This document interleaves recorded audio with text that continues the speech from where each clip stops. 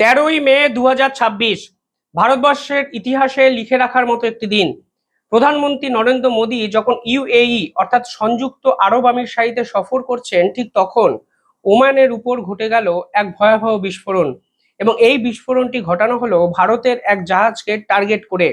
এবার এই বিস্ফোরণের নেপথ্যে কারা, কি ষড়যন্ত্র লুকিয়ে আছে এই পুরো ঘটনায়? যদি আপনারা ঘটনাটি গভীরে তলিয়ে দেখেন তাহলে দেখবেন ওমান সাগরের উপর এমন একটি জায়গায় এই বিস্ফোরণ ঘটানো হয়েছে যা কিন্তু সচরাচর দেখা যায় না। এমনকি এমন একটা সময় এই বিস্ফোরণ ঘটানো হয়েছে যেখানে প্রধানমন্ত্রী নিজে মধ্যপ্রাচ্যে সফররত।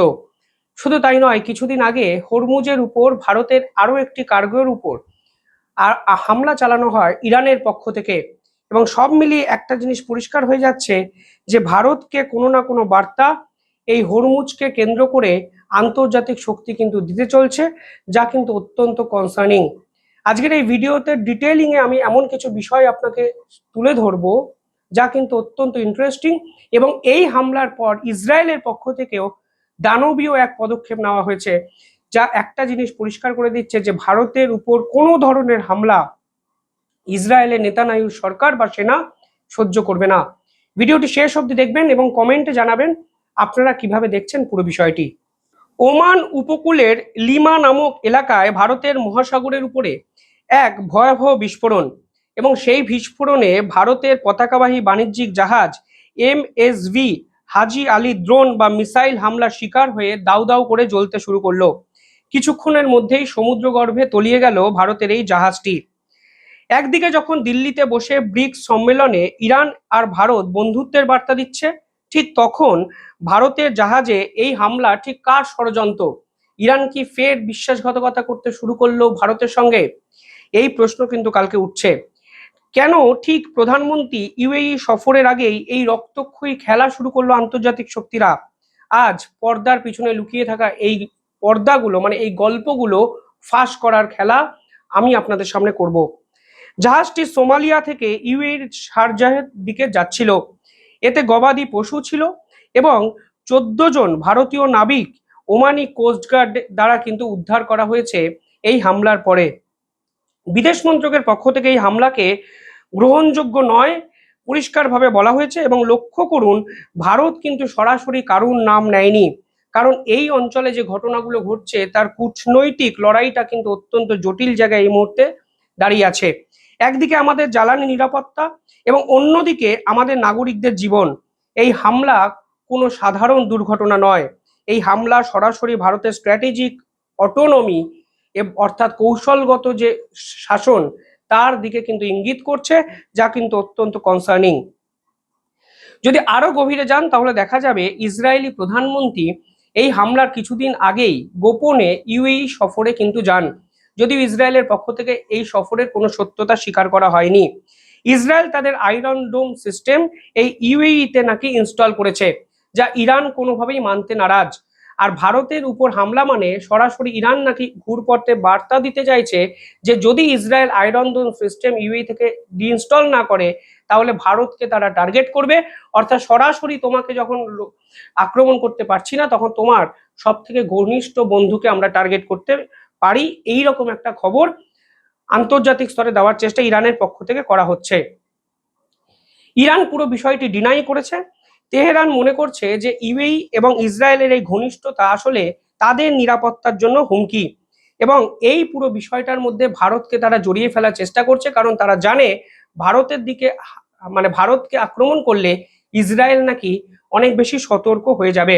কিন্তু বাস্তবে কিন্তু সেটা কিন্তু হয়নি। বাস্তবে কিন্তু এই রিফ্লেকশনটা সম্পূর্ণ 180 ডিগ্রি অন্যরকম পেতে শুরু করেছে ইরান। সে কথাও কিন্তু আজকে আমি আপনাদের বলবো।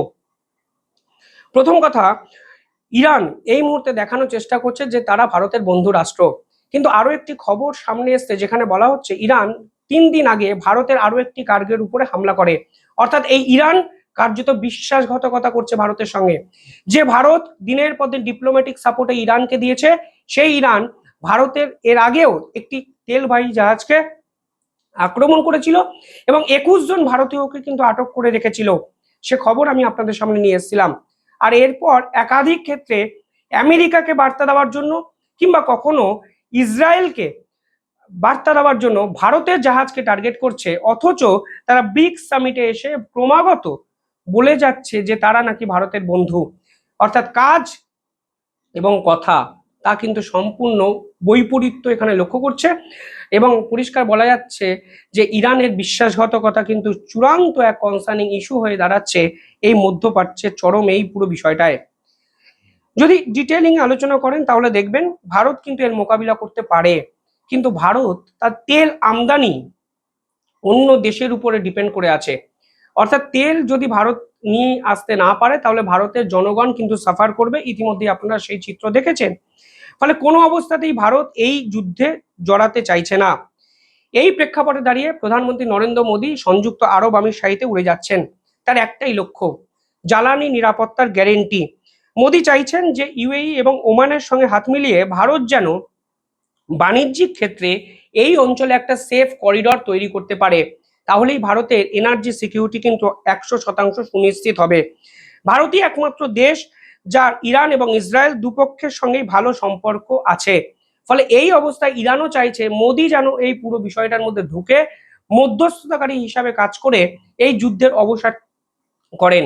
অর্থাৎ যা পাকিস্তান পারেনি, এখন ইরান ঘুরপথে ভারতকে দ্বারা এই পুরো অবস্থার মধ্যে ঢুকিয়ে যুদ্ধ বন্ধ করতে চাইছে, এবং ইরান ঘুরপথে ভারতের জাহাজের উপর আক্রমণ করে এই বার্তাই দিতে চেয়েছে বলে আন্তর্জাতিক মহল কিন্তু মনে করছে। এবং এই অঞ্চলে ভারতের বিকল্প বাণিজ্যিক পথ অর্থাৎ আইম্যাক করিডর তাও কিন্তু তৈরি হচ্ছে। ফলে এই মোদির ইউএই সফর কিন্তু অত্যন্ত গুরুত্বপূর্ণ, এবং সেই সফরের আগেই এই ধরনের হামলা আসলে ভারতের এবং আন্তর্জাতিক স্তরের অ্যাটেনশন সিকার বলে অনেকে এটা কিন্তু ব্যাখ্যা করছেন। আজকের দিনে দাঁড়িয়ে ভারতের নৌবাহিনী শক্তিশালী এক নৌবাহিনী। ফলে তারা যদি ভারতের এই চুপ করে থাকাটাকে দুর্বলতা ভাবেন, তাহলে যে মূর্খের স্বর্গে তারা আছেন তা কিন্তু পরিষ্কার। এই হামলার পরেই ইসরায়েলের পক্ষ থেকে একাধিক হামলা করা হয় লেবাননের উপর। একাধিক রিপোর্ট সামনে এসছে, সেখানে বলা হচ্ছে সার্দান যে লেবানন পার্ট আছে সেখানে 22 জন সেনাকে ইসরায়েলের পক্ষ থেকে খতম করা হয়েছে। এবং শুধু তাই নয়, লেবাননের একাধিক জায়গার হামলার ফলে লেবাননের যে সেনাবাহিনী, যে হিজবুল্লাহ গোষ্ঠী, তারা কিন্তু রীতিমতো ভয়ে আতঙ্কিত। অর্থাৎ ইসরায়েলও পাল্টা বার্তা দিল যে যদি ভারতের জাহাজের উপর এই ধরনের হামলা চালানো হয় তাহলে তারাও কিন্তু চুপ করে থাকবে না। সব মিলিয়ে হরমুজ এবং মধ্যপ্রাচ্যের এই পরিস্থিতি আরো অশান্তকর জায়গায় চলে গেল, এবং এমন একটা সময় গেল যখন ভারতের প্রধানমন্ত্রী নরেন্দ্র মোদী ইউইতে সফর করতে যাচ্ছেন ভারতের এনার্জি সিকিউরিটিকে কনফার্ম করার জন্য। কোন দিকে যাচ্ছে পরিস্থিতি আমি নিয়ে আসবো দ্য ইন্ডিপেন্ডেন্ট বেঙ্গলের একাধিক পর্বে। দেখতে থাকুন আমাদের চ্যানেলটি ভালো লাগলে সাবস্ক্রাইব করবেন, কমেন্ট করবেন যেন ধারাবাহিকভাবে আমাদের এই ভিডিও আপনার টাইমলাইনে গিয়ে পৌঁছায়। ধন্যবাদ, ভালো থাকবেন।